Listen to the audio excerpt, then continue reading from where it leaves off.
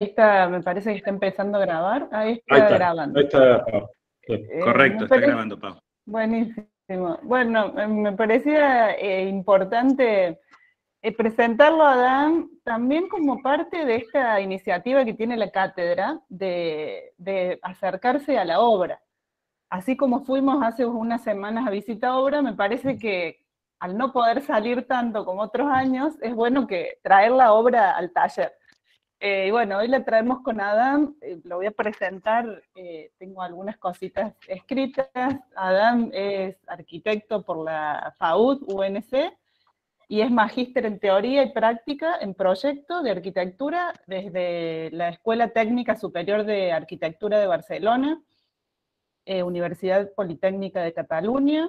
Desde el 2003 trabaja en distintos estudios como profesional independiente, y es docente de la casa de Morfología 1, así que muchos de ustedes lo conocen tal vez. Y en 2010 funda junto a Rodrigo Schiavoni, funda SI Arquitectos, que es su estudio. Y acá me gustaba hacer una pausa porque nosotros acá en la cátedra muchas veces hablamos de este arquitecto culto, que para hacer arquitectura hay que salir al mundo. Nos gusta como esta idea de arquitecto integral, y lo que proponen Rodri y Adán en su estudio, como que va un poco más allá de entender la arquitectura solo como una tradición de construir solamente obras, y van un poco más allá con el diseño, encarando lo que es el arte urbano. Una de sus obras está en la peatonal, en la calle Caseros, frente a la Facultad de Abogacía, una escultura urbana que tiene sonido, es muy linda. Y después han encarado temas que son complementarios a la arquitectura, pero que son de diseño, como por ejemplo el diseño de objetos, de sillas, de lámparas.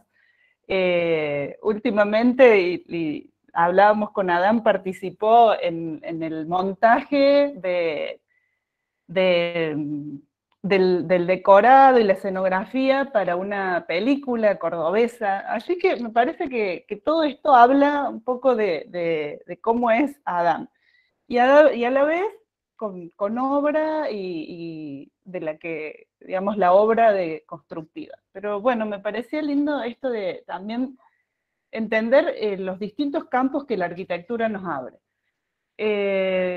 Y además de esta presentación formal, quería presentarlo como un amigo de esos que bueno, la vida te permite, te cruza con estas personas y uno agradece tanto. Así que gracias, Adán, por estar hoy, y gracias por estar cerca mía. No, gracias, yo les agradezco a ustedes por la invitación, por darnos esta posibilidad de mostrar un poco de lo que hacemos. Y bueno, sí, es verdad que somos amigos porque somos vecinos. Yo tengo el gusto de vivir en un edificio que hizo Pau, así que somos muy, muy vecinos. Somos las únicas dos familias que vivimos acá en el edificio, así que... y son Compartimos mucho, ¿no? unos vecinos extraordinarios, porque no nos enteramos de que existen. Así que no sé si ellos pueden decir lo mismo de nosotros, pero... Yo, si tuviera que elegir vecinos, si tuviera la posibilidad de elegir así y de escribir, los vecinos son ustedes, los que quiero, los elijo como vecinos siempre. Así que... Gracias, gracias. Bueno, muchas gracias por la invitación. Sí, nosotros, a ver, para cerrar, redondear un poco, en el estudio tenemos como una producción multifacética, ¿no? Y entonces encaramos distintas vertientes, podríamos decir, que tienen que ver con la arquitectura, y otras que no son específicas de la arquitectura, pero que sí van siempre muy de la mano. Entonces siempre el arte se ha nutrido, la arquitectura se ha nutrido del arte, y nosotros intentamos ese tipo de cruces, y el diseño, y siempre buscamos entender como cada proyecto que encaramos en un contexto particular. Y entendemos que los recursos con los que contamos, es importante llegar a utilizarlos correctamente, porque esos recursos aplicados en forma correcta hacen al éxito del proyecto, ¿no? Y hacen a lo que a veces llamamos sustentabilidad, que no tiene que ver siempre con gastar menos, sino tiene que ver con usar bien los recursos. Y esto lo digo específicamente porque justamente el proyecto que les voy a mostrar de la cubierta verde no es un proyecto de bajos recursos, todo lo contrario, ¿no? Es un proyecto de alto costo, pero donde a pesar de eso siempre buscamos hacer el uso más adecuado de esos recursos que a veces son económicos y a veces no, a veces son de otro tipo, para ponerlos al servicio no solo del cliente, sino también de ese contexto donde se engloba el proyecto, ¿no? Entonces, bueno, después les voy a ir contando un poquito cuando les muestre una pequeña presentación que armé un poco a las apuradas, pero que en todo caso después podemos ampliar con fotos del proceso de construcción de la cubierta y evacuar dudas y mostrarles como cosas que por ahí son anexas, que no son específicamente del proceso de construcción, pero que sí van haciendo al conocimiento que uno adquiere con lo empírico, ¿no? Con el hacer. Sí, está buenísimo, digo, mostrar la cocina de los proyectos también, ¿no? Porque muchas veces los arquitectos tendemos a mostrar el proyecto terminado. Me parece que en estos ámbitos académicos, me parece que para poder aprender del otro y de la experiencia, mostrar esa práctica y la cocina y lo que uno fue pensando está bueno. Así que cuando quieras, Adán, bueno, empezamos. les voy a compartir pantalla. Armé una presentación, es un PDF, muy básico, pero después, como les digo, podemos ir ampliando con algunas galerías de fotos. Me di cuenta que tenemos muchas fotos. Charla, así que la idea es que pregunten, que sea más bien una charla Eso, sí. para un ida y vuelta, ¿no? Sí. Voy a compartir toda la pantalla y voy a abrir la presentación.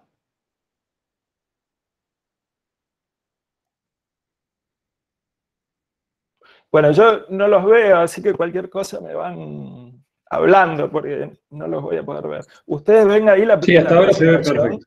Bien. Se ve perfecto, sí. Bueno. El proyecto me faltaron datos de completar, pero bueno, no importa. El proyecto es una cubierta verde de una casa que hicimos en el barrio La Rufina, en La Calera, en un terreno muy grande que, si no recuerdo mal, tenía como 1.200 metros cuadrados, un terreno muy, muy grande, en una ubicación particular, porque tiene una pendiente también muy pronunciada. La vivienda terminó con 380 metros cuadrados de superficie cubierta, y la cubierta verde son 120 metros cuadrados. El proyecto lo hicimos entre 2011 y 2012, y la construcción fue una construcción bastante entrecortada, podríamos decir, como suele ser en los procesos de la arquitectura.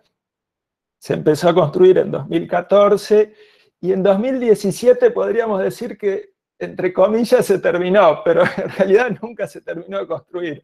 Por eso ni siquiera tenemos fotos profesionales de la casa, porque al no estar terminada, nunca llegamos a fotografiarla como nos hubiera gustado. Esto es un poco una imagen para que ustedes tengan en mente de qué se trata. Es una casa en una pendiente muy marcada, donde la estrategia fue justamente surgida de una lectura de contexto.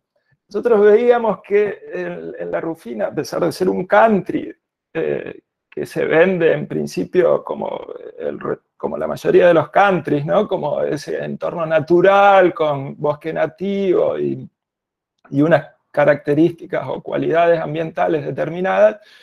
Y después resulta que en la realidad eso es bastante diferente, ¿no? Entonces vemos en esta foto aérea de Google cómo hay una gran superficie construida y una gran superficie impermeabilizada, ¿no? Dentro de estos barrios que se venden como ambientalmente amigables, ¿no? Amigables con un contexto que en realidad después van carcomiendo y horadando desde adentro. Entonces veíamos que los terrenos en esta zona, donde nosotros teníamos que trabajar, a ver, no llega a aparecer acá en la foto. El terreno tenía una pendiente que en punto llegaba a los 45 grados, era muy, muy pronunciada. Después, acá no se llega a ver, pero acá está la calle, era el acceso al terreno, y luego hacia abajo venía el desarrollo.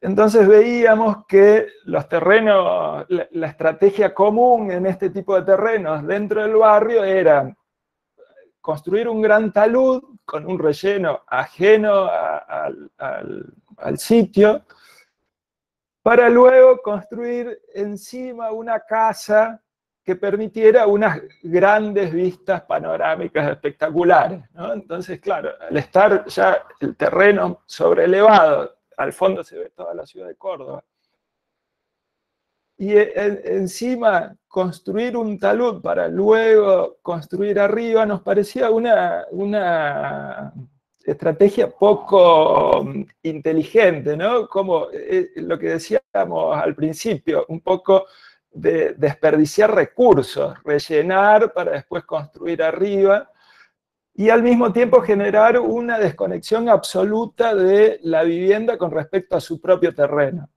Entonces, esos terrenos con tantas cualidades paisajísticas, a raíz de esa misma topografía, en realidad después se aplanaban en una parte y el resto quedaba completamente desconectado de la vivienda y sin uso.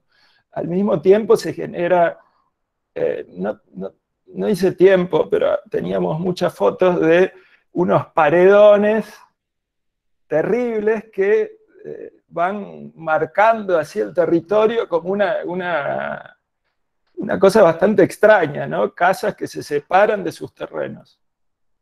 Entonces nuestra estrategia fue diferente. Teniendo la calle por aquí arriba, nosotros dijimos, bueno, podemos considerar que el terreno se eleva, o sea, tomamos esa idea del talud, pero para construir la vivienda por debajo y no por arriba, porque nos parecía que era suficiente para mantener las vistas y al mismo tiempo optimizábamos el uso de los recursos. Entonces aquí surge la idea de la terraza verde como una alternativa a la impermeabilización de las superficies que generan los countries, y entonces el mismo nivel de calle lo llevábamos por encima de la vivienda, digamos que duplicando la superficie o levantando la superficie que antes era terreno natural en otro ángulo. Y eso al mismo tiempo nos permitía, con unos pequeños movimientos de tierra, bueno, pequeño es relativo, ¿no? Pero unos movimientos de tierra bastante manejables y bastante acotados, podíamos resolver los distintos niveles de la vivienda. Eso nos permitió mantener las visuales y al mismo tiempo generar esa conexión que nos interesaba generar con el terreno.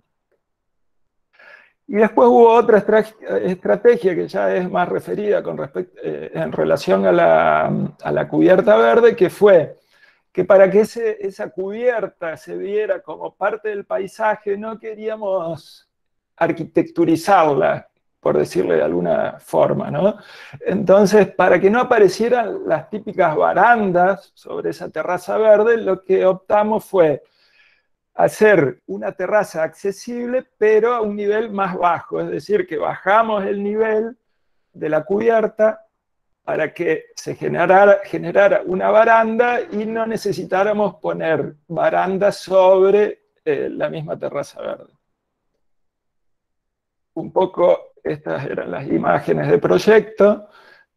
La casa se hunde y no aparece, no sobresale sobre el terreno, sino que mantiene el nivel de acceso de la vivienda, y después hacia la otra fachada sí que la casa tiene presencia, y acá se ve un poco esa terraza accesible que nos permite después no tener baranda sobre toda la terraza ajardinada. Bueno, entonces esto tiene una resolución técnica, ¿no? Que es lo que realmente nos convoca hoy aquí en Construcciones, pero no quería dejar pasar la idea de contar que la terraza verde también tiene un contexto, ¿no? En un proyecto. Tiene un contexto particular que hace que esa terraza verde tenga un sentido. Acá vemos, este es un plano de implantación de legajo técnico, donde vemos el terreno, el área que ocupa la vivienda, y la mayor parte del terreno vemos que queda intacto con sus especies arbóreas originales. Y acá vemos la superficie de la terraza, los 120 metros, la terraza accesible. Este es el acceso vehicular, que está planteado también ahí no me sale la palabra, con cribados para que la penetración del agua se mantenga. Y la única superficie en realidad que queda impermeabilizada dentro de todo el planteo es el patio, que tiene unos 14 metros, 15 metros cuadrados, un patio interno, y la terraza accesible. Esto, digo, impermeabilizar las superficies del territorio a veces no lo llegamos a dimensionar, ¿no? Pero si consideramos toda la superficie que se impermeabiliza tanto en la ciudad como en los countries, nos damos cuenta que es muy grande y que es uno de los factores que producen muchos de los problemas de inundaciones y de manejos de agua cuando en estos climas subtropicales tenemos, bueno, no es subtropical, perdón, es de sabana, no me sale cómo es la denominación exacta, pero es que tenemos extremos, amplitud térmica muy grandes y épocas extremadamente secas y extremadamente húmedas. En ese contexto... Está bueno que decís, Adán, porque, sí, digo, influye mucho esta cuestión en decisiones sobre esa cubierta verde, entiendo. Exactamente. Y eso también ayuda... bueno, no sé si ustedes ya han tratado el tema de cubierta verde, pero influye indudablemente en el comportamiento térmico del edificio, de la arquitectura que estemos planteando, ¿no? Entonces, en esta vivienda donde toda la cubierta está, o gran parte de la cubierta está jardinada, tenemos una inercia térmica mucho mayor y una protección no solo a nivel térmico, sino también una protección en la misma arquitectura, en la misma construcción, porque hace que toda esa amplitud térmica no termine repercutiendo en fisuras, en rajaduras, en penetraciones de agua, porque lo que hacemos con la terraza verde es impermeabilizar y mantener en una constante muy, muy pareja durante todo el año el tema de los movimientos de la estructura con las temperaturas, con los cambios de temperatura. Bueno, y acá tenemos... Buenísimo. Sí, perdón. Te escucho. No, te decía que sí, que esto que acabas de decir está buenísimo, porque nosotros todavía no vimos el tema de cubiertas, pero tratamos el tema de cubiertas evolucionadas con ese propósito, ¿no? De proteger la estructura. Claro. Etc. Bien. te dejo continuar. Bien, bien, bien. No, sí, acoten todo lo que quieran, porque igual a mí se me hace como, como un monólogo muy largo, hablar solo y sin ver a nadie. Yo tengo una duda. Sí, En el tema de las barandas, ¿hay una diferencia de altura mínima, digamos, para poner baranda o es, digamos, a decisión propia? sí, es por reglamentación, sí, son 95 centímetros y tienen que estar cubiertas en la parte inferior inclusive. Después hay siempre, eh, como siempre, todo queda sujeto a quien haga el control y quien tenga incidencia sobre esas definiciones, ¿no? Pero a nosotros nos ha pasado que en proyectos de viviendas, en el interior de una vivienda nos hayan exigido tener cubiertos los primeros 30 centímetros de baranda, ¿no? Entonces, bueno, depende de con quién te cruces, pero sí, hay una reglamentación específica y hay que cumplirla porque si no, no tenés un final de obra, no se puede finalizar la obra. Bueno, gracias. Bueno, y ya, esto ya es entrando específicamente a la resolución técnica de esa cubierta, ¿no? Y la cubierta, en términos generales, si todavía no han visto el tema de cubierta verde, podemos dividirlo en algunos paquetes básicos, que son pocos, pero son indispensables. Es decir, la cubierta verde tiene como esa característica, ¿no? Es relativamente sencilla construirla, pero tiene que estar perfectamente construida, porque un problema en una cubierta verde hoy significa altísimos costos en el futuro y grandes problemas en el futuro. Tanto para el cliente, para quien es el dueño de la casa, como para nosotros como arquitectos, ¿no? Entonces siempre tenemos que trabajar extremando los cuidados y de manera absolutamente profesional. Acá no se puede improvisar. O sea, si me voy a hacer una casa para mí de fin de semana en las sierras y quiero ponerle un agrotileno en lugar de ponerle la impermeabilización que corresponde, lo puedo hacer, pero no se los recomiendo para nada en un contexto profesional con un cliente de por medio, ¿no? Porque es demasiado el compromiso y demasiado el riesgo. Por lo tanto, tiene que estar todo hecho de manera muy, muy concreta, muy específica y con mano de obra cualificada. Es decir, no puede haber fallas porque el agua no perdona.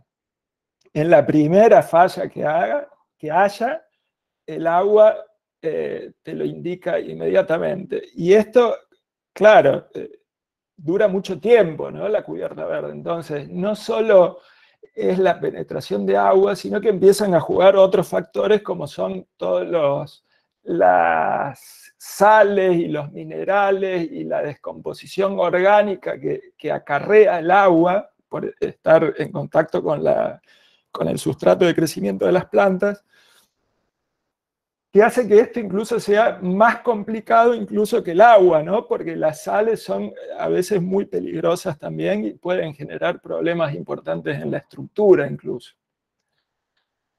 Bueno, y lo que decía antes, ¿no? Hay unos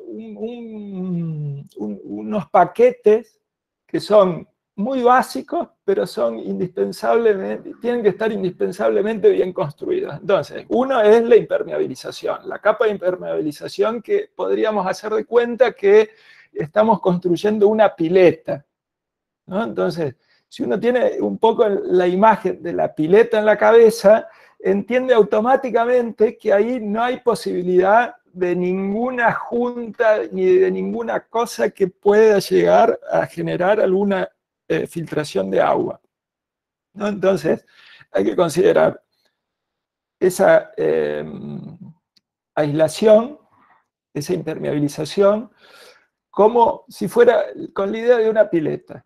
Después tenemos un paquete que es el de escurrimiento, que nos permite sacar el agua de la cubierta o mantenerla, pero manejarla de acuerdo a lo que nosotros necesitemos en la cubierta específica que estemos trabajando.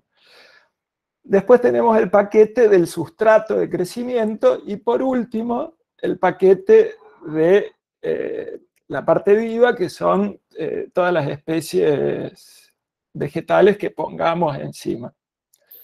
Perdón, ¿qué Sí. sería el sustrato de crecimiento? Bueno, el sustrato de crecimiento es lo que podríamos llamar vulgarmente la tierra, ¿no? Pero que no es tierra, porque si nosotros usáramos la misma tierra que tenemos en el terreno, digamos, saco la tierra y después la subo, la pongo en la cubierta verde, tendríamos graves problemas. ¿Por qué? Porque el sustrato de crecimiento necesita, por un lado, nutrir a las especies vegetales que estén creciendo. Por otro lado, necesita mantener humedad y por otro lado necesita no mantener humedad en exceso, es decir, permitir el escurrimiento del agua en un determinado tiempo, ¿no? Si nosotros usamos quizás una tierra, así como la conocemos como tierra negra, lo más probable es que esa tierra se empiece a apelmazar, se encharque, se haga barro, y eso generaría grandes problemas porque primero para las plantas que crecen encima, pero también para la sustentabilidad de la cubierta en el tiempo, porque eso implicaría grandes problemas a nivel de humedades y de retención de agua, ¿no? Entonces, el sustrato de crecimiento después vamos a hablar un poco, pero es muy importante que sea considerado como eso, no como tierra, sino como un medio de crecimiento que funciona como una parte integral de la cubierta. Incluso... Y también el sustrato, el tema del peso. El sustrato ese suele ser mucho más liviano que la tierra negra. Bueno, eso también. Sobre todo cuando llueve, ¿no? Ahí sí que la diferencia de peso es muy notoria porque la tierra negra condensa o mantiene una cantidad de agua que el sustrato la maneja la administra de una forma muy diferente. Entonces, esos son los paquetes básicos, ¿no? Y después, ahora vamos a ver cómo los resolvimos nosotros en este proyecto particular. Sí. ¿Qué especies se pueden o qué especies no se pueden usar? Vegetales. Eso es muy amplio. Pero si te parece, después lo vemos porque hay algunas fotos de esas especies, lo podemos conversar ahí cuando estemos un poco más avanzados en ese. Digamos, cuando vayamos de abajo hacia arriba, cuando estemos más arriba. Y podamos, así vemos las plantas y a ustedes les queda un poquito más claro. Bueno, vamos al tema, a la resolución específica, que normalmente se le llama esquema. ¿Cuál es el esquema que nosotros usamos para resolver esta cubierta verde en la Rufina? Esto fue año 2012, supongamos, ¿no? Que empezamos a trabajar para resolver esta cubierta. En ese tiempo era en Argentina, yo les aseguro que me puse a investigar, estuvimos mucho tiempo investigando, si bien teníamos alguna experiencia hecha yo en España y Rodrigo en China, porque él trabajó en China también durante un tiempo, nunca habíamos trabajado en el contexto de Argentina con la accesibilidad a unas técnicas determinadas y a unos recursos económicos y unos productos disponibles, y no teníamos la experiencia de resolver esa situación concreta, ¿no? Entonces acá la primera opción había sido pensar en una membrana, que es la que se usa normalmente en la mayor parte del mundo, que es una membrana de PVC, que son bandas y se van soldando unas con otras, ¿no? Entonces esa opción estaba disponible, la podíamos conseguir a través de Sika, pero el inconveniente fundamental era el costo, ¿no? Entonces el costo hacía que la cubierta verde del proyecto fuera inviable. Y entonces el proyecto literalmente se caía, ¿no? Porque ustedes imagínense tener toda esa terraza que tenía que estar ajardinada con plantas autóctonas, siguiendo la idea del paisaje, y de pronto la cubríamos con piedra partida, ¿no? Era como una contradicción absoluta. Entonces empezamos a investigar y conseguimos dar con un producto que es un mortero cementicio que se aplica como, podríamos decir, como un microcemento, ¿no? Es algo bastante similar, pero son dos componentes que se mezclan, uno líquido y uno en polvo, se mezclan y se van aplicando sobre la superficie con una malla. Entonces, esa fue la resolución que usamos aquí, y es la primera capa que ustedes ven acá, es la impermeabilización. La impermeabilización no se acaba a donde se acaba la cubierta, ¿no? Sino que la impermeabilización continúa y cubre todo el parapeto. Todo el parapeto está cubierto porque lo que no queremos es que el agua ingrese por ningún resquicio, ningún borde o ningún punto que pueda generarse en la discontinuidad de esa impermeabilización. Entonces la impermeabilización es continua, cubre el parapeto y toda la superficie que vamos a rellenar después con sustrato. Luego va la capa de escurrimiento. Bueno, no tengo acá para mostrarles, pero sí... no, después lo vemos con las fotos, así les queda más claro. Te pido disculpas, Adán. ¿No evaluaron la posibilidad de la poliurea como producto? En ese momento no estaba disponible. No. Está. Pero me imagino también que es muy costosa. Económica, claro, la evaluación económica también era... Sí. Te sacaba de contexto también, ¿o no? Sí, yo por lo que sé ahora, todavía es como de costo muy elevado. Sí. Es muy buena resolución, pero es costoso. Sí. Adán, dos preguntas así breves. Sí. Una, ¿evaluaron la posibilidad de una geotextil asfáltica? Por un lado. Sí. Y por el otro, ¿cuál es el producto concretamente, ese mortero con esa malla? Sí. Supongo que plástica. Sí. La membrana con geotextil la descartamos automáticamente, porque sabemos que en el transcurso del tiempo el resultado no es bueno. Nadie que trabaje, nosotros no somos especialistas, pero somos expertos en el tema.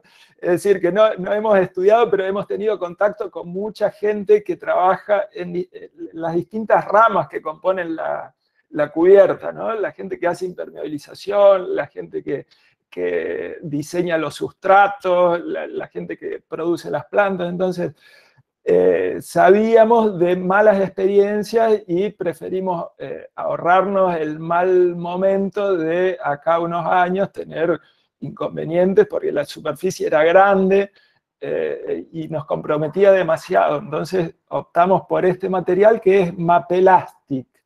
Es el nombre comercial, es de Mapei, se llama Mapelastic y se usa para impermeabilizar piletas, tanques, baños, terrazas. Entonces es muy fácil de aplicar. Perdóname, nuevamente interrupción. Sí. La experiencia que narraban respecto del no, digamos, del no rendimiento de la geotextil, ¿es por el solape, por la colocación o por el producto en sí? Claro, por las uniones, ese es el inconveniente. ¿Sí? Las uniones son... ¿Les puedo comentar algo? Sí. Yo he tenido muy malas experiencias con las asfálticas con geotextil, sobre todo en los solapes y en los parapetos, porque tiende a cortarse, a reducirse. Claro, y por lo tanto las uniones con el parapeto tienen que estar muy bien hechas. Cuando no las haces bien hechas, realmente tenés problemas. Te estamos interrumpiendo. O sea, se encoge la membrana. Dale, sí, negro. tal cual, tal cual. Y justamente lo que tiene de interesante este material, que incluso lo colocamos a nuestro riesgo, ¿no? Porque el colocador me dice, yo lo coloco, lo instalo, pero jamás lo usamos para cubierta verde y no está en ningún lugar especificado que sirve para cubierta verde. Pero nosotros analizando las características del material, creíamos que era como de lo más adecuado, ¿no? Si sirve para impermeabilizar una pileta en un edificio en un 5º piso, y tiene que servir para una cubierta verde. Entonces dijimos, bueno, nos arriesgamos, pero sabemos que es un producto que es continuo, justamente no están los solapes y no hay posibilidades de fisuras, porque es un material completamente elástico. Entonces, es cementicio, pero es cuando uno hace unas 4 o 5 capas, después se dobla igual que si fuera una goma. Entonces nos parecía como una buena opción, económicamente era viable para este contexto, con este cliente particular. Entonces, bueno, optamos por esta resolución. Y última, Adán, perdón. Sí. ¿Se banca o soporta el tema de rayos UV? Sí, porque es cementicio. De todos modos, no lo dejamos expuesto en ningún momento. ¿En el parapeto no? No, porque acá el parapeto, a ver si yo lo puedo después ampliar, ahí sí, creo que ahí lo van a ver mejor. Se ve en el detalle, se ve en el detalle. Bien, sí. El parapeto... No te interrumpo más, te pido disculpas. No hay problema. Viene la membrana, la impermeabilización, y luego por encima lo tapamos con el mismo revoque de la casa. Entonces queda todo protegido, queda protegido el borde, que suele ser un lugar conflictivo porque por trabajos de jardinería o cualquier tipo de mantenimiento se puede lastimar la membrana en este punto. La membrana o la impermeabilización, lo que sea que estemos usando, entonces eso cubre todo y nos aseguramos de que esté siempre protegida y no corra riesgo ni tampoco quede expuesta a los rayos UV.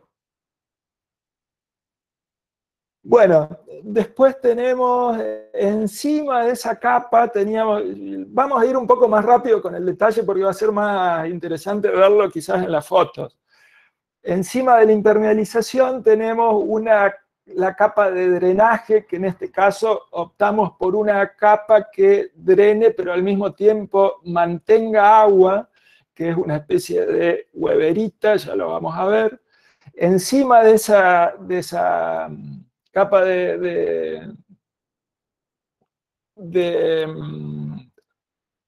drenaje. Sí, de drenaje. Tenemos un manto geotextil que es el que impide que la tierra salga a través de ese drenaje, ¿no? Entonces tenemos esta hueverita, es bastante similar a lo que está dibujado acá. Entonces arriba mantiene agua en estos huequitos y por encima tenemos el geotextil, que lo que hace es mantener la tierra dentro de la cubierta sin que se empiece a escurrir con el drenaje a través de los embudos. Encima de ese manto geotextil ya empezamos con lo que llamamos el sustrato de crecimiento. Y ese sustrato de crecimiento, en este caso particular, tiene 2 capas. Una que es una capa también de drenaje que facilita el escurrimiento del agua, se llama MR y es una especie de arena negra que en realidad es vermiculita procesada.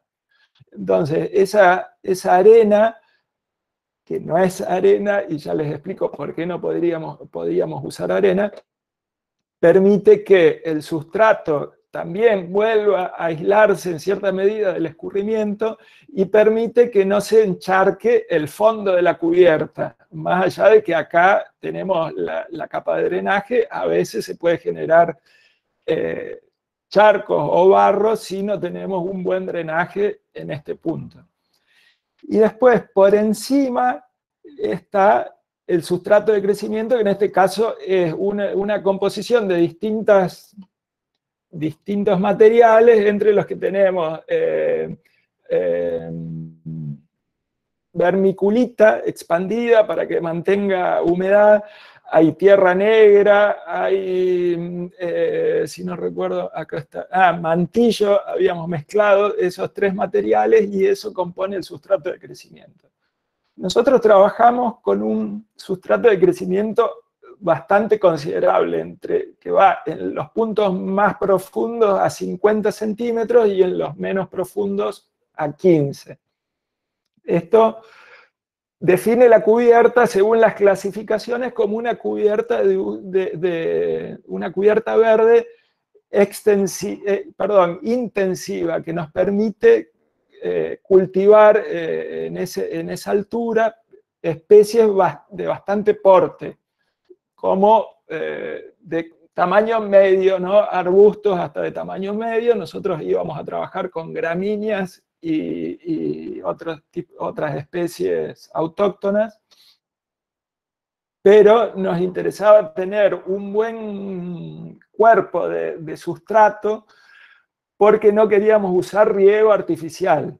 Finalmente lo terminamos usando por el asesoramiento que nos dieron las ingenieras agrónomas, sobre todo para la primera etapa de crecimiento de las plantas, porque es el lugar donde está implantado con 100% de exposición solar, la evaporación es muy alta y las plantas sufren demasiado. Entonces, para los primeros años fue necesario tener ese riego. Ya los dueños, no hace mucho estuve ahí y hace años que ellos ya no usan el riego y simplemente esperan que la cubierta se mantenga igual que el paisaje, ¿no? Entonces hay épocas donde está completamente verde y florecida y épocas donde está, como ahora, donde estará completamente seca y amarilla, ¿no? Entonces ellos tienen, por suerte, esa libertad de considerar que esta cubierta es una cubierta verde que tiene sus etapas y que no tiene que estar 100% del año con flores y verde, sino que se va comportando de acuerdo a cómo vaya el clima. Bueno, y después, acá lo único que queda por aclarar es que acá en los ángulos colocamos una piedra también para facilitar el escurrimiento del agua por los bordes de la terraza. Retomo acá lo que les comentaba del MR, que no podíamos usar arena porque normalmente, bueno, el 99% de las veces la arena que hay disponible es arena de río, ¿no? Y entonces esa arena está contaminada con microorganismos que crecen en el agua, se desarrollan en las márgenes, y entonces esos tipos de microorganismos colocados en un contenedor como una cubierta verde, lo que genera es la infección de las raíces de las especies vegetales. Por lo tanto, necesitábamos usar algo que sea neutro y por eso optamos por el MR, que es un producto industrial, ¿no? Es derivado de la vermiculita, pero es un producto constante, que conocemos su comportamiento y que es completamente aséptico. Entonces, esa fue la resolución por la que nos decidimos. Y después tenemos otra resolución. Uy, se me hizo muy tarde. Vamos a ir más rápido. Otra resolución importante en la cubierta, que es el embudo. Bueno, el embudo en este caso, que es la evacuación de agua. Acá vemos un poco más de cerca el detalle. Nosotros utilizamos un canasto protector para filtrar por un lado y para permitir la inspección del embudo por otro, ¿no? Entonces, todas las capas de impermeabilización terminan dentro del embudo. El embudo es un embudo de fundición que está incluido en la losa, y entonces las capas que escurren el agua terminan dentro del embudo, las que aíslan el sustrato terminan por encima del canasto para evitar que el sustrato siga penetrando a través de este filtro. Y básicamente es como un protector del embudo que nos permite sobre todo inspeccionar y ver cómo se comporta. Esto, una cosa como de lo más interesante es ver cómo después de muchos días que ha llovido, por ejemplo, uno abre la tapa y ve que acá sigue escurriendo el agua lentamente, porque claro, el sustrato lo que hace es retardar la salida del agua, no es que lo evite, sino que retrasa la salida del agua, y entonces eso va naturalmente durante muchos días, va filtrando, y va, a través de este canasto uno puede ver cómo el agua sigue escurriendo aún muchos días después de que haya llovido.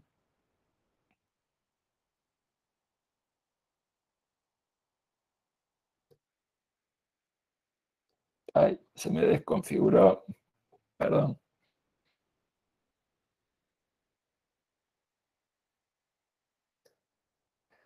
Bueno, y ahora vemos algunas fotos del proceso, ¿no? Que quizás es lo que a ustedes más les pueda llegar a interesar, porque es como más fácil de dimensionar y de ver cómo son esos materiales que hasta ahora son casi una cuestión abstracta, ¿no? Entonces acá vemos, ven, acá está, esta es la casa, allá abajo se ve, este es el terreno de la misma casa que está todavía con los árboles originales, y acá la cubierta donde están haciendo la capa la pendiente, ¿no? La pendiente que va hacia la carga de pendiente que va hacia los embudos. Entonces empezamos a trabajar desde esa pendiente que es la tradicional que se hace en cualquier cubierta. Entonces ven que van a ver que hay rajaduras porque ahí están las juntas de las distintas pendientes que vienen hacia el embudo. Eso no hay ningún problema, lo importante es que esté sana y que no tenga desprendimiento de material. Este es el embudo que veíamos recién. Esto se llena después de piedra y entonces funciona como un filtro y se mantiene en ese lugar. También es posible reparar alguno de los escurrimientos, alguno de los embudos, quitando este canasto, ¿no? Y este canasto se puede quitar porque al estar lleno de piedra en todo su borde, en todo su perímetro, sacando esa piedra es fácilmente levantable, ¿no? Entonces lo podemos quitar hacia arriba y reparar si llegara a haber algún inconveniente. Bueno, y acá se ve la terraza, acá está el hormigón de pendiente, y acá vemos que ya están colocando esa impermeabilización con Mapelastic, con el mortero cementillo. Ese mortero se aplica en por lo menos 2 manos, pero se sugiere que sean 3 manos, ¿no? Entonces lo que hacemos es colocar primero una base y luego encima se coloca la malla, una malla de fibra que se incluye en el espesor de la misma impermeabilización, y después por encima se vuelven a dar 1 o 2 manos más. En total esto llega a tener entre 3 y 4 milímetros de espesor.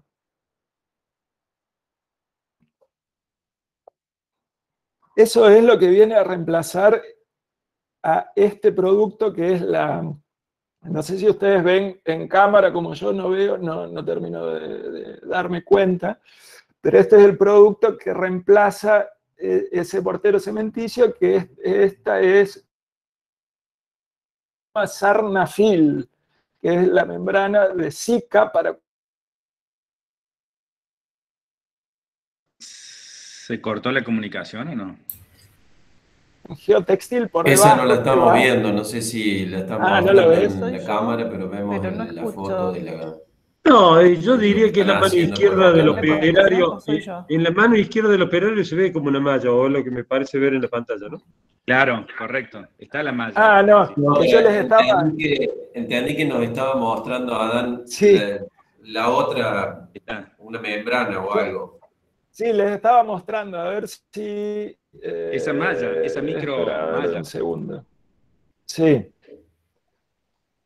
No, lo que les estaba mostrando, tengo, no sé por qué mi Meet hace este inconveniente, tengo que apagar la cámara, volver a encenderla. Y ahora sí, esta es la membrana de Zika, ¿no? Esta es la membrana Sarnafil, que es la de PVC, donde va el geotextil hacia abajo, hacia el hormigón dependiente, y la parte de PVC hacia arriba. Esto se suelda una sobre otra con una máquina de calor, que no es un soplete como lo suelen hacer, que ese es uno de los grandes problemas, ¿no? Se gastan una fortuna en esto, pero después al aplicarlo manualmente sigue estando el inconveniente que hay en cualquier junta, y entonces esto es importante que se haga justamente con la máquina, que va por autoclave, calentando, pegando y fundiendo al mismo tiempo. Entonces eso te asegura que este producto funcione y que por lo menos valga la pena el esfuerzo de bolsillo que tenés que hacer para pagarlo. Ahí vuelvo a presentar. Ah, bueno, ya que estoy les muestro los otros y después ya los vemos en foto. Después, encima del mortero cementicio va este caso, nosotros usamos este que se llama Dremplast, que le decimos la hueverita porque es muy parecido a una huevera. Entonces lo que permite es que en estos puntos se almacene agua y después entre las juntas de estas placas escurra el agua excedente. Hay otra opción. Pregunta, sí. ¿El Dremplast ese viene en losetas o viene en rollo? Vienen en rollos también, en rollos, sí. Y después, otra opción para esa capa de drenaje es este, que es el McDrain, que es el más difundido, y que en realidad este funciona más como un filtro y como un escurridor, y no almacena agua, ¿no? Ven ahí al medio tiene como una lana, que lo que permite es que el sustrato quede en este lugar y por ahí abajo, en el espesor de la lana, circule el agua excedente, ¿no? Entonces esta es otra opción. Estas generalmente las usamos para cubiertas de poco espesor y que llevan riego sí o sí. Entonces poco espesor, poco sustrato de crecimiento, generalmente césped y muy pocas autóctonas, generalmente es para césped. Entonces esto permite que el agua circule siempre, pero no almacena agua. Bueno, y después en el esquema que les decía... Ahí, Adán, ahí una alumna te preguntaba en qué parte iba el manto ese de drenaje. Ah, el negro, el McDrain. El negro, ese, sí. El McDrain viene a reemplazar la huevera. Vos usás la huevera cuando querés almacenar agua y usás el McDrain cuando querés evacuar el agua completamente, ¿no? Entonces esta permite tener mayor tiempo de durabilidad, de humedad en el sustrato, y esta en realidad permite que evacúe inmediatamente con la lluvia. Y nosotros, después del Dremplast, de la hueverita, ponemos el geotextil, y eso es lo que aísla el sustrato del escurrimiento del agua, ¿no? El geotextil es como una lana, un fieltro sintético, y esto recubre toda la superficie digamos, como toda la panza interna del sustrato, va toda cubierta con ese geotextil. Bueno, y ahora vuelvo a la presentación.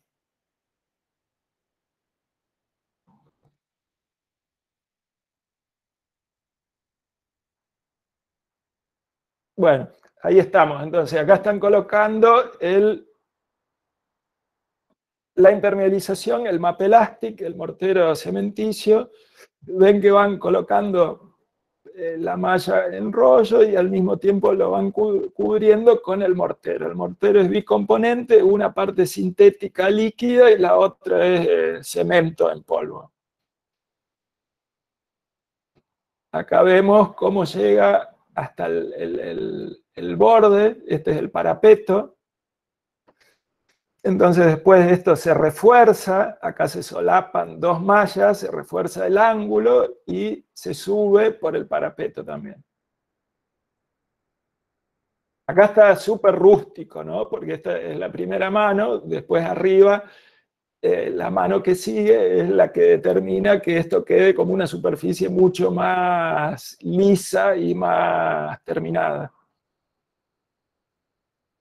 Acá está la llegada al embudo, ven que la impermeabilización entra directamente dentro del embudo para evitar cualquier escape de agua. Acá vemos que la malla ya está puesta encima del parapeto. Y acá viene una cosa que es muy divertida, que es la prueba hídrica. Una vez que terminamos de impermeabilizar, ven que acá se ve ese mortero mucho más liso, más terminadito, cubre todos los parapetos completamente, y lo que hacemos es llenar la cubierta con agua.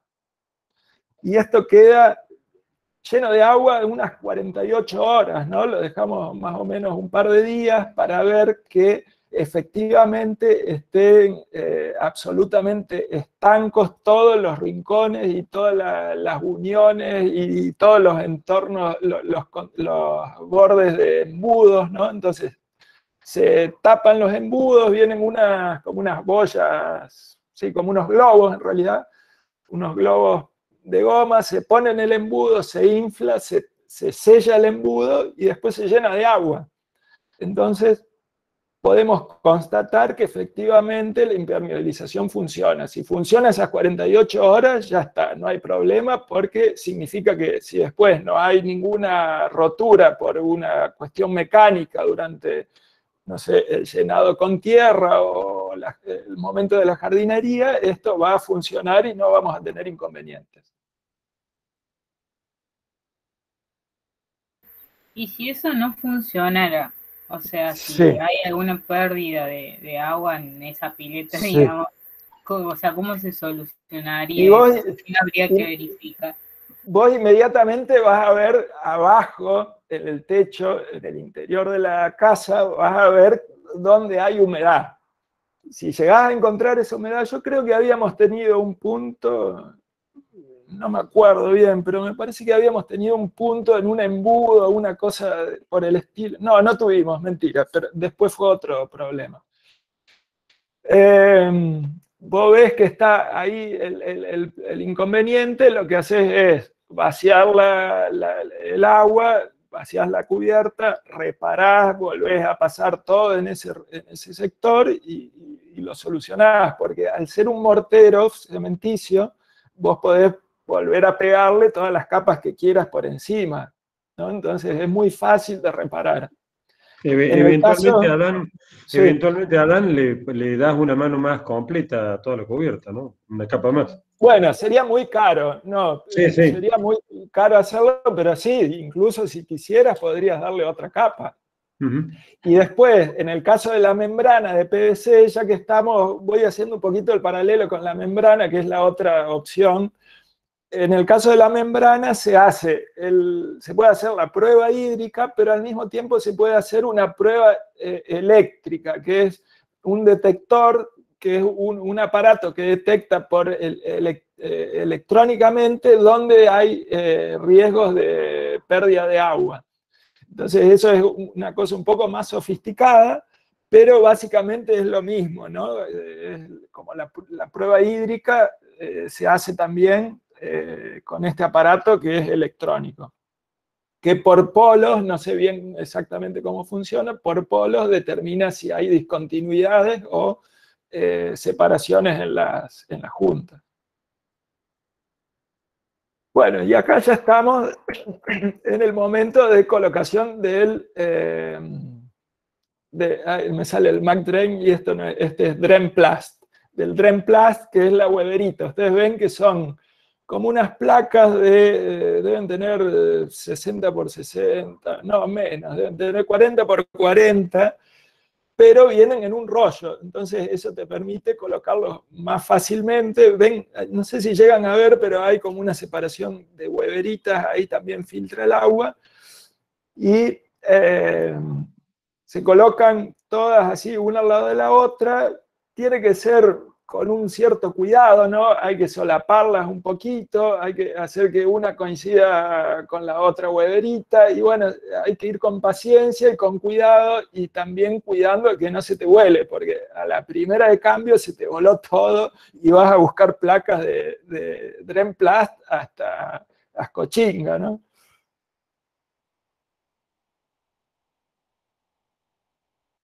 Ven, acá se ve bien todo el revestimiento con el mortero de Mapei, y acá estamos colocando ya el Dremplast. Encima del Dremplast va el geotextil. Ven que va cubriendo el Dremplast para evitar que el sustrato se escurra a través de los embudos, ¿no? Y después esta piedra en realidad fue momentánea. Después cuando colocamos el MR, esta piedra se retiró para que no se volara, porque esto, claro, al ser una cubierta relativamente grande, no la podíamos hacer toda en un mismo día, entonces los procesos llevaban su tiempo, y a medida que íbamos avanzando había que ir asegurando cada una de esas capas. Acá ya está colocado el MR. ¿Ven? El MR es como una especie de arena negra, es un producto derivado de la vermiculita. Acá se ve también el geotextil que está adherido al parapeto. Acá arriba está adherido y recubriendo el canasto de escurrimiento. El canasto ya tiene la piedra colocada, y acá lo único que falta es cargar con el sustrato.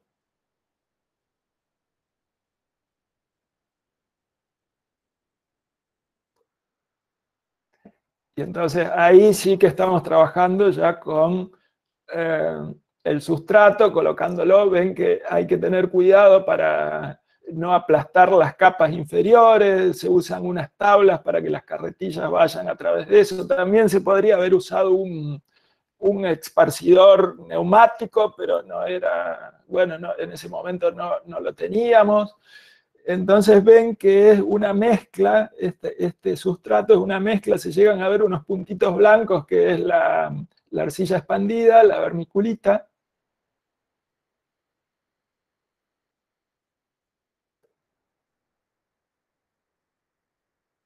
Y ahí tenemos el riego por goteo. No, perdón, no fue por goteo, este fue por aspersores que colocamos para facilitar el crecimiento de las plantas en los primeros meses. Nosotros además tuvimos muchos retrasos en la obra, y eso nos impidió llegar al momento que teníamos previsto con las plantas. La producción de las plantas que habíamos hecho demandó más tiempo, entonces todo se fue desfasando, y llegamos a, creo que fue a finales del invierno, cuando instalamos las plantas, ¿no? Y era en este sector de la calera, las plantas sufren mucho las heladas, y era muy problemático. Entonces tuvimos que usar el riego también para eso, ¿no? Para evitar las heladas y a facilitarle el crecimiento a las plantas. Acá, no sé si se llega a ver, pero ya tenemos hecho el parapeto con el revoque de la casa, que era un revoque que hicimos de cemento crudo. Es un revoque hecho a cuchara, no fue hecho con ninguna máquina, sino que lo hicimos a mano, y fue cubriendo tanto la capa de impermeabilización como el geotextil que llegaba hasta acá arriba, ¿no? Entonces eso, la función de ese recubrimiento de parapeto, que además de que estéticamente queda mejor porque es parte del revoque de la misma casa, nos facilitaba y nos mantenía todas las capas en su posición. Y otra vez, con esto de que lo agrando y achico.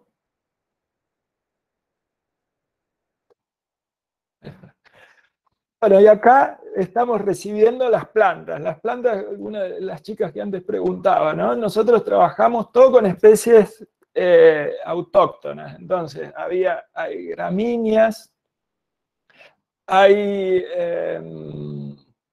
después les tendría que mostrar, me olvidé de ponerlo, el diseño de paisajismo, el diseño de la ubicación de todas estas plantas. Porque claro, son muchos metros y nosotros teníamos que cubrir toda la superficie para evitar que en el transcurso del crecimiento de las plantas se plagara de malezas, ¿no? Entonces, para evitar que las malezas ocupen el lugar que tienen que ocupar las especies autóctonas, lo que teníamos que hacer es cubrir toda la superficie con plantas para facilitar un crecimiento y que se cubra rápidamente y no sea invadido por malezas. Y después, perdón, gramíneas, y estas son, no me sale la palabra, son plantas carnosas, ¿no? Las que tienen las hojitas gordas. ¿Grasas o algo así? Grasas. ¿Ven? Y entonces ahí estábamos con los operarios, que no eran jardineros, sino que eran operarios que trabajaban en la obra, indicándoles la distancia a la que iban cada una de las plantas, ¿no? Es un proceso bastante meticuloso y que hicimos después con unas pequeñas plantillas que les permitían a ellos ir colocando las plantas a la distancia que estaba previsto, porque teníamos estas plantas que habían sido producidas especialmente por la Universidad Católica. Fueron las primeras plantas que ellos producieron para cubiertas verdes y la primera instalación que hicieron de estas especies autóctonas.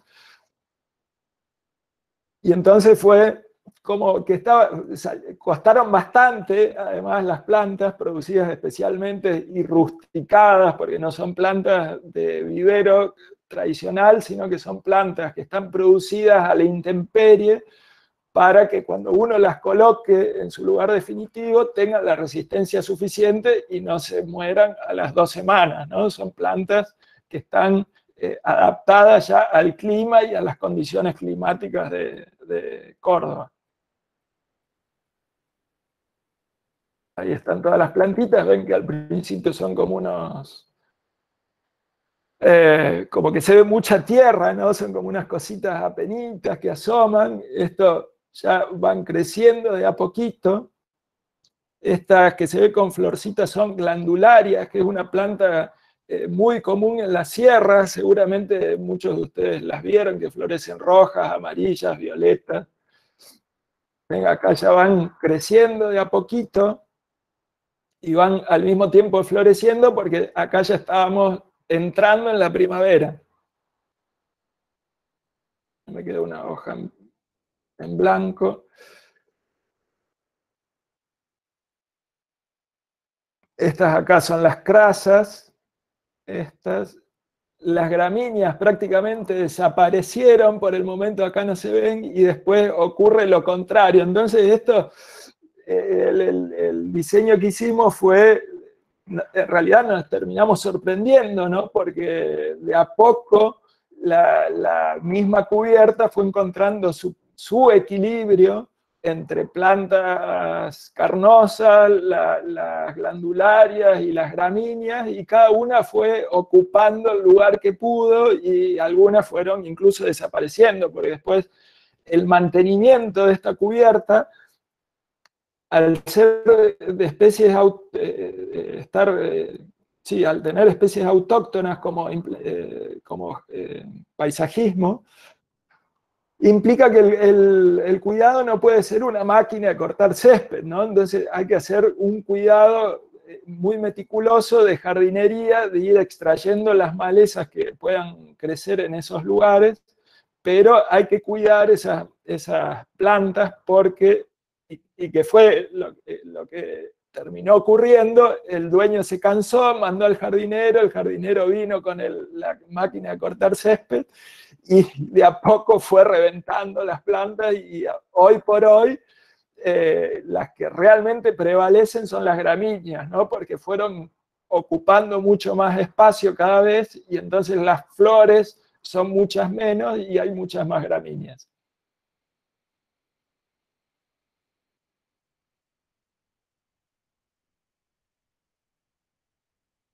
Acá ven que ya las gramíneas empiezan de a poquito a asomarse, tardan más en crecer. Acá es desde la cubierta, allá está la calle.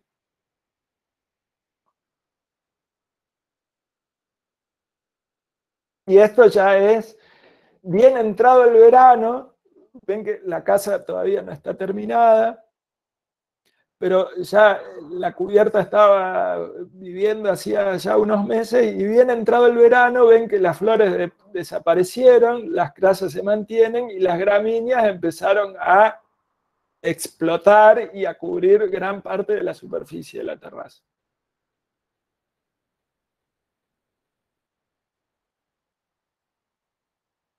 Bueno, y acá hay un par de fotos, no sé, tengo esto cortado acá. Un par de fotos de la casa para que ustedes la vean un poco en el contexto. Esto es desde abajo del terreno. Algún interior para que vean de qué se trata los interiores de la casa. Este es el revoque exterior, este que hicimos a cuchara, y unos parasoles hechos con troncos. Ven que acá, esto es, hace unos meses fui, y ven que el césped acá está como bastante castigado. Ellos no riegan en ningún momento, entonces vean que las gramíneas en el techo están muy amarillas y el césped del ingreso de los vehículos también. Entonces, naturalmente eso se va autorregulando y yo creo que es el mayor logro de una cubierta verde, ¿no? Conseguir que se autorregule y genere su propio ritmo, su biorritmo, y que de esa manera uno no quede esclavo de mantener esa cubierta verde y esas características paisajísticas ideales como uno imaginaría, qué sé yo, un césped verde impecable, sino que esto se regula solo y al mismo tiempo se integra mucho mejor al paisaje. Después había otro dato que me olvidé de comentarles, que de los mismos embudos nosotros sacamos a través de unos filtros y almacenamos agua de lluvia en 2 tanques, que esa agua de lluvia también sirve para regar la misma cubierta en ocasiones de que sea necesario. Entonces la misma cubierta también genera ese recurso de agua para su mantenimiento. Bien, y aquí acabamos con la terraza verde de la Rufina, y acá adicioné estas imágenes porque son un proyecto que no es nuestro, pero en el que hemos desarrollado la terraza verde. Bueno, las terrazas verdes son 1.300 metros de terraza, en este caso es una gran superficie separada en distintas unidades, pero acá sí que trabajamos. Nosotros hicimos el desarrollo técnico, no hicimos la dirección técnica. Acá sí trabajamos con la membrana de Zika. Ahí, se me va. Con la membrana de Zika. No van a llegar a ver mucho detalle, pero sí que creo que se notan las uniones de esa membrana. Es la membrana esa que les mostraba hace un ratito. Y acá la terminación está hecha con un perfil de aluminio que agarra la membrana y después por encima recubierto con el revoque. Entonces, bueno, era para mostrarles la Adán, tengo una pregunta brevísima. ¿Qué son esos como caños negros que aparecen ahí? Chimenea. Ah, no, las chiquitas sí. Bueno, son chimeneas para el vapor, porque las cabañas estas están hechas con hormigón visto, y para que no condensen, tienen unos evaporadores que van apareciendo así cada 2 o 3 metros.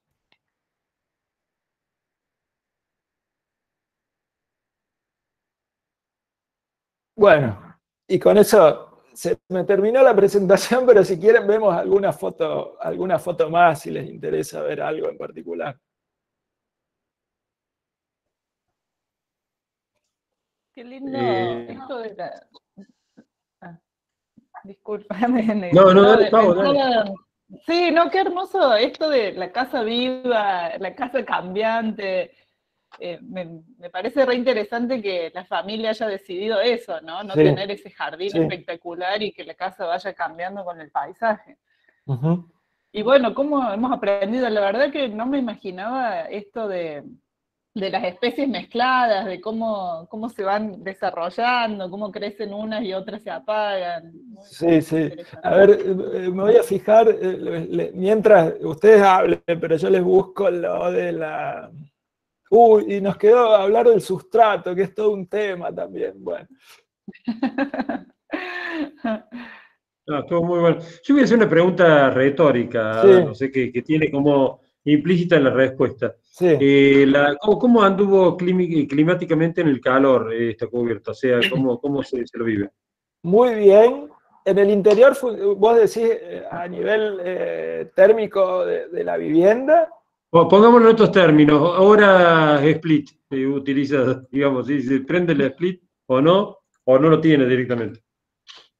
Funciona muy bien. La casa al mismo tiempo está toda construida con doble muro, porque nos queríamos asegurar un buen comportamiento térmico. No es nada sofisticado, pero es un doble muro con un aislante de polietileno expandido al medio, así que funciona fantástico. O sea, de por sí la zona es como muy fresca, porque tiene mucha circulación de aire, tiene mucho viento y eso incluso llega a ser un problema para las cubiertas verdes, por eso es mejor usar especies autóctonas, ¿no? Entonces hay como una circulación de aire constante, todo el año hay registros de viento. Y la cubierta, no sé, yo ahora hace mucho que no voy a la casa, fui hace un par de meses, pero no registré como el tema porque era invierno, creo que tenían calefacción puesta. ¿Sabes que pero funciona muy bien, muy bien. En las cubiertas invertidas que yo hago es notable. Sí. Te diría, no es que eliminas el split, pero no, por supuesto. Prácticamente no lo usas más. Sí. Bueno, acá creo que pasa lo mismo. Tiene muy buen comportamiento térmico. También tenemos que considerar que es una cubierta gruesa, ¿no? Tiene un desarrollo poco usual, es bastante gruesa. Te hago otra pregunta brevísima. ¿El cielo raso es al yeso o es un hormigón visto, es un revoque?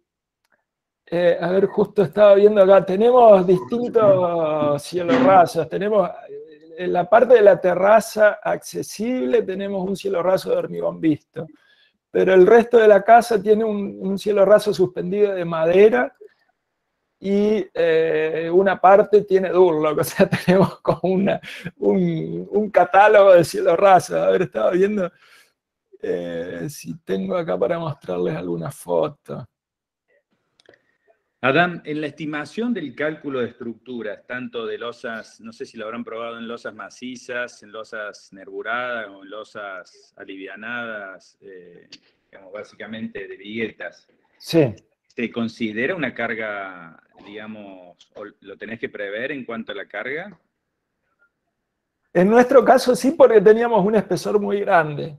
Y después lo que suele pasar, ¿no? Es lo que nos pasa más o menos a todos. Cuando vas de un ingeniero, el ingeniero te hace un cálculo y te pone un coeficiente de seguridad para morirse, ¿no? Esta casa le pusieron una cantidad de hierro, aunque nosotros no estábamos del todo de acuerdo, bueno, fue la ingeniera que hizo los cálculos y bueno, quedó así, pero generalmente se usan unos coeficientes demasiado altos para mi entender, y la sobrecarga es, dependiendo del espesor del sustrato, ¿no? Es muy variable eso. y depende también del tipo de sustrato.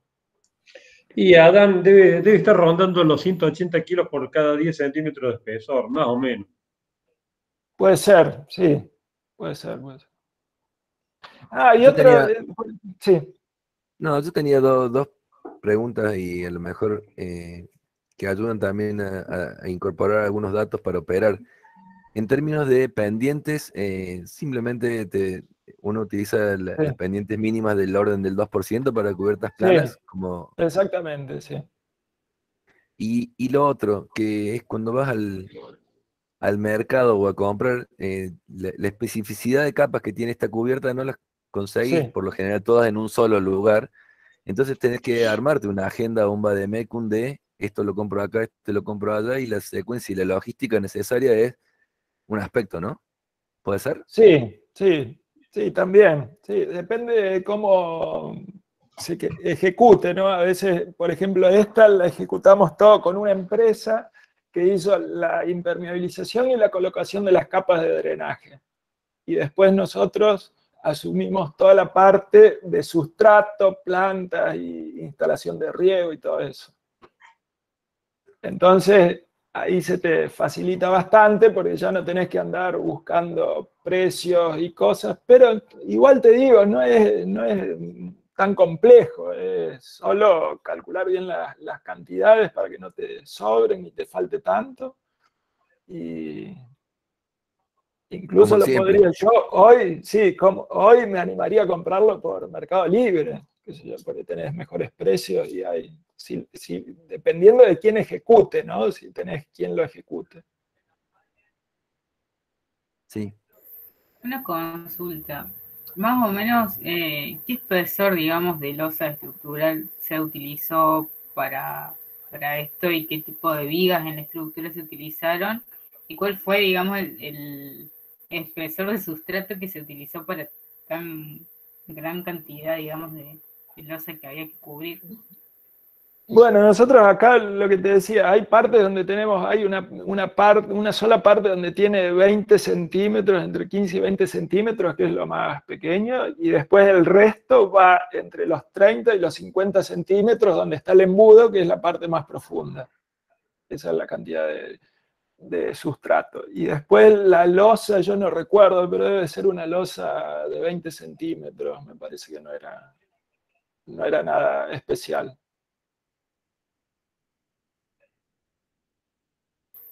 No, por eso decir, esos sustratos alivianan bastante el tema del peso que le cargas. Sí, sí. Bueno, por eso trabajamos con esas mezclas, ¿no? Y la nutrición de la planta también es muy importante, ¿viste? Entonces hay que tener en cuenta eso al mismo tiempo que el peso, que quizás el peso es como el tema... El primer tema que surge o que te viene a la cabeza cuando uno dice voy a hacer cubierta verde, pero no es el más importante, ¿no? Hay otros que son incluso más importantes o más difíciles de resolver, ¿no? Y yo te hago una última pregunta, Adán. Respecto de lo que pueden ser empujes perimetrales, o no hay ningún amortiguador que se aconseje en la operación de estos espesores, por si hubiera dilataciones o empujes, digamos, por el mismo peso hacia los parapetos, por ejemplo. Es despreciable, porque no... Como viste que en los ángulos nosotros incluso pusimos esa piedra, así que va amortiguando un poco, como decís vos, pero es despreciable porque las alturas son las mismas que uno maneja en un parapeto común, entonces resolviendo como la junta del muro con la losa ya está cubierta. Muy bueno, gracias. Bueno, no sé si hay más tenemos que liberarlo, pobre Adam. La verdad que realmente, Adam, es fabuloso tu charla, tu clase de una didáctica superlativa. Y hemos aprendido todo, no solamente los alumnos, los docentes también hemos aprendido. Sí. Bueno, muchas gracias. Me hubiera gustado mostrarle más fotos, porque ahora estaba viendo ahí una cantidad, pero me tengo que ir a dar clases y y no me puedo ir sin comer, porque si no después me muero. Todos queremos comer a esta hora. No, gracias, Adam. Sí. De verdad que buenísimo. Así que ojalá el año que viene vuelvas a contarnos. Dale. Ya me organice un poco más. Me organice con más fotos, quizás. O con un video, ¿no? ¿Sabés qué? Me quedé con ganas, digo, me voy hasta la casa y hago un video, porque quizás es como muy ilustrativo, ¿no? Pero no hice tiempo, no pude ir. Sí, y pero para la próxima. De conocer la casa también, digamos, a ver cómo esas cachadas que mostrabas, me pareció re interesante también. Así que bueno, ya organizamos con más fotos para otra vez. Dale. Gracias, Adam. Gracias a ustedes, muchas gracias, un gusto. Muchas gracias, adiós. Muchas gracias. Chao, nos vemos. Chao. Gracias. Nos vemos. Chao, gracias.